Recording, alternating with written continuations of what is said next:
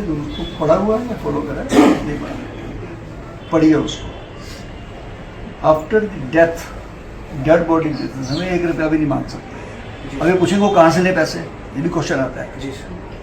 उसका सीधा सीधा आंसर है सर इन्होंने ज़मीन जो है पीपी मॉडल पे ली हुई है और ये लिख के दिया हुआ है एफिडेविट। कोई भी ऐसा पेशेंट आएगा और हमसे एप्लीकेशन देता है तो हम उसको फ्री ऑफ कॉस्ट करेंगे। खाली ये नहीं उसको इलाज के पैसे भी छोड़ने पड़ेंगे अगर वो नहीं दे सकता तो। किसी की डेड बॉडी को रोकना इससे बड़ा क्रूरता वाला काम नहीं है। उसको हम किसी तरीके से बर्दाश्त नहीं कर सकते हैं। हम इसी सेवा के लिए तो बैठे हैं और उसको भी हम बर्दाश्त करते रहे तो नहीं चलेगा। वो मेरी आपसे रिक्वेस्ट है कि आपकी सिविल सर्जन मैडम भी आएगी, उनके डायरेक्टर साहब भी खुद आएंगे यहाँ पे, तब इस केस की हम सुनवाई करेंगे। Sir, my just one submission, sir. I totally agree. I will prepare and produce all the records with all the documents. तो पंजाबी आती है Sir. बोलो खुल के Sir, ठीक है सर। ਤੇ ਸਰ ਮੈਂ ਜਿਹੜੇ ਵੀ ਆਰਡਰ ਹੋਗਾ ਸਾਰੇ ਦੀ ਮਤਲਬ ਪਾਲਣਾ ਕਰਕੇ ਜਿਹੜੇ ਵੀ ਡਾਕੂਮੈਂਟ ਸਰ ਮੰਗੇ ਜਾਓਗੇ ਸਾਰੇ ਹੀ ਅਸੀਂ ਪੇਸ਼ ਕਰਾਂਗੇ ਕਿ ਜਿਵੇਂ ਤੁਸੀਂ ਇਹਦੇ ਆਰਡਰ ਦਿੱਤਾ ਹੈ ਸਿਵਲ ਸਰਜਨ ਸਾਹਿਬ ਨੂੰ, ਸਿਵਲ ਸਰਜਨ ਸਾਹਿਬ ਨੇ ਸਾਡੇ ਤੋਂ ਰਿਪੋਰਟ ਮੰਗੀ ਹੈ ਪੂਰਾ ਅਸੀਂ ਇਹਨਾਂ ਦੀ ਰਿਪੋਰਟ ਤੋਂ ਸੈਟੀਸਫਾਈ ਨਹੀਂ ਹੈ। ठीक है, I totally agree with this sir. My just humble request is that कि on the next date sir kindly just authorise me कि someone who is authorise representative of the company should appear and produce all the no no no no no because sir अगर मेरी जगह है ध्यान ਨਾਲ ਸੁਣੋ sir ਮੇਰੀ ਜਗ੍ਹਾ ਦੇ ਉੱਤੇ ਕ੍ਰਾਈਮ ਪਕੜਿਆ ਜਾਂਦਾ ਤਾਂ Sir. ਸ਼ਰਾਬ ਦੀ ਪੱਟੀ ਫੜੀ ਜਾਂਦੀ ਹੈ, ਉੱਥੇ 4 ਬੰਦੇ ਮੈਂ EMPLOYE ਰੱਖੇ ਹੋਏ ਨੇ ਜੀ। ਧਿਆਨ ਨਾਲ ਸਮਝਣਾ। सर ਤੁਸੀਂ ਇਹਦਾ ਜਵਾਬ ਦੇ ਦੇਣਾ ਹੁਣ। मेरी ज़मीन है, मेरा खेत है, उत्ते शराब की पट्टी लगाई हुई है, छापा पै जाता है। जी सर। क्या केस वो 4 एम्प्लॉय का दर्ज होएगा, ज़मीन वाले का दर्ज होएगा? जवाब दे दो मैंने, तुम वकील है नहीं इस बात जिहदी ज़मीन है उत्ते क्राइम तो मैं करा रहा हूँ सर। उत्ते 100 200 500 रुपये दिहाड़ी का काम कर रहे हैं, जी चले जाने उत्ते ठीक है टप्पा उन्होंने लैके। इसी तरीके नाल जिस हॉस्पिटल वाले दे उत्ते क्राइम होया है ਅਸੀਂ ਇਹਨੂੰ ਕ੍ਰਾइम कह के इसलिए नहीं चल रहे कि जिसके घर का बंदा जाता है, जिसके परिवार से जाता है, उसको पता है उसकी कीमत क्या होती है। ऐसे तो बात नहीं निकली है बाहर। अगर उन्होंने खुद लिख के दिया है और खुद ही अखबार में छपवा देंगे और खुद ही हम नोटिस दे देंगे, ऐसा नहीं होता है। ये बातें उन्होंने पूछनी है ना कि क्या इनके डायरेक्टर को पता भी है कि नहीं पता, उनको नॉर्म्स भी पता है कि नहीं पता। वो डायरेक्टर बने हैं, आफ्टर ऑल उन्होंने हॉस्पिटल बनाया है, चलाया है, खरीदे, करोड़ों रुपये का बिजनेस है, इंडस्ट्री है, सर। तो क्या उनको पता भी है कि नहीं इन बातों का, कानून का? ये हमारा कहने का मतलब है। मालक तो ही नहीं आने तो ही ਤੁਸੀਂ ਨਾਲ ਆਓ ਵਕੀਲ ਦੇਖੋ ਧਿਆਨ ਨਾਲ ਅਸੀਂ ਸਰ ਤੁਸੀਂ ਤੁਹਾਡਾ ਵੀ ਕਾਫੀ ਪ੍ਰੈਕਟਿਸ ਹੋਣੀ ਹੈ ਐਜ਼ ਐਡਵੋਕੇਟ, ਅਸੀਂ ਉਹਦੀ ਵੀ ਇੱਜ਼ਤ ਕਰ ਰਹੇ ਹਾਂ।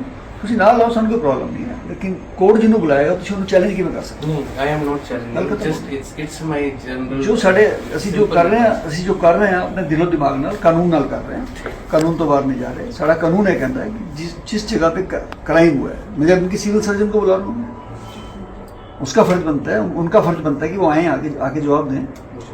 उनके रिप्रेजेंटेटिव क्यों आएंगे आगे? ये तो फिर आगे किसी और को भेज देंगे, आगे गार्ड को भेज देंगे आगे अगली बारी। इसमें सर जस्ट मेरा सजेशन है तभी जो सर मेडिकल कभी जो मेडिकली रिकॉर्ड को अगर मान लो आपको बताना भी होगा सिविल सर्जन साहब, मेडिकली जो समझाना होगा सर आपको, जो लेमन लैंग्वेज है वो नाल लेके आएंगे, अपना बंदे लेके आने नाल, लेकिन आना मालूम नहीं पड़ेगा, ਅਸੀਂ ਬੁਲਾਵਾਂਗੇ ਮਾਲੂਮ नहीं क्या नहीं तुम समझे नहीं साडा ਉਹਨਾਂ ਨੂੰ ਝਗੜਾ in case ਸਾਡਾ ਐਕਟ ਇਹ ਕਹਿੰਦਾ in case my lord will not satisfied on the next date with the documents and orders ਅਸੀਂ ਸੈਟੀਸਫਾਈ ਸਾਡੇ ਕੋਲ ਇੰਨਾ ਟਾਈਮ ਨਹੀਂ ਹੈ, ਸਾਡੇ ਕੋਲ ਲਗਭਗ 38000 ਕੇਸ ਪੈਂਡਿੰਗ ਚੱਲ ਰਹੇ ਨੇ।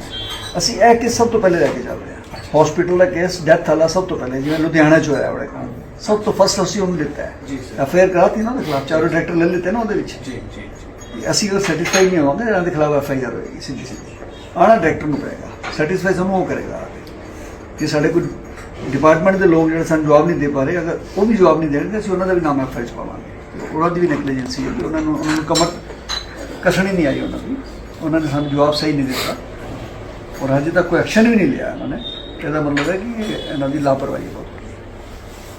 ਇਸ ਕਰਕੇ ਅਸੀਂ ਤੁਹਾਡੀ ਸਨਮਾਨ ਕਰਨਾ ਹੈ ਤੁਹਾਡੀ ਗੱਲ ਦਾ, बट आना ਅਸੀਂ जो ऑर्डर करांगे, बाकी मैं अपने चेयरमैन ਨਾਲ ਵੀ ਗੱਲ करना ना, साढ़े जो ऑर्डर होंगे नेक्स्ट डेट कर देंगे तो एज अर्ली जनवरी में।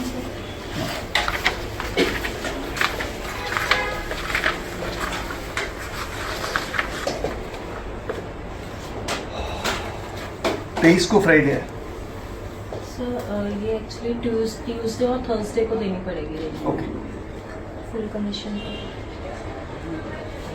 सर 20 या 27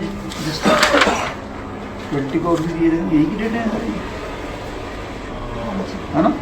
ठीक है 20 May I just request कि if we have to just fix a date, kindly can I just confirm with the specific person? हम अपनी डेट के हिसाब से, ठीक है। हमारे पास एक एक जिस दिन 4 केस लगे मैं उस दिन लूँगा ना, ठीक क्योंकि हमारे सर्वे बहुत चलते रहते हैं, रेड चलती रहती है, तो जिस दिन मैं यहाँ हूँ और और केस भी तो उसी दिन लूँगा, ताकि आपका भी टाइम खराब ना हो, डॉक्टर साहब है उनका भी खराब ना हो, सिविल सर्जन है उनका भी खराब ना हो, हमारा भी रूटीन में आ जाएगा केस। ठीक। ठीक है, 20 तारीख ट्यूसडे।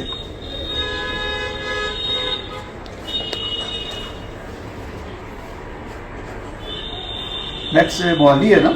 हाँ जी वैसे तो डॉक्टर साहब का नाम की है, सर इसमें एक डायरेक्टर नहीं होते हैं। मुझे मालूम है 6 भी हो सकते हैं। हाँ तो डीपी कौन है यहाँ पे? डॉक्टर पिनाक मत के उनका भी नाम लिखो, डीपी एंड डायरेक्टर। डायरेक्टर कितने हैं इसमें? सर मैं ये कंफर्म कर दूंगा आपको स्पेसिफिक लिस्ट। इनको करूँगा आप कंफर्म। हाँ मैं कंफर्म जो डायरेक्टर एडमिन है उसको बुलाओ।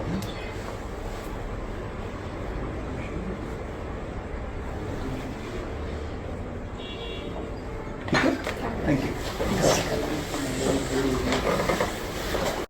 इस 40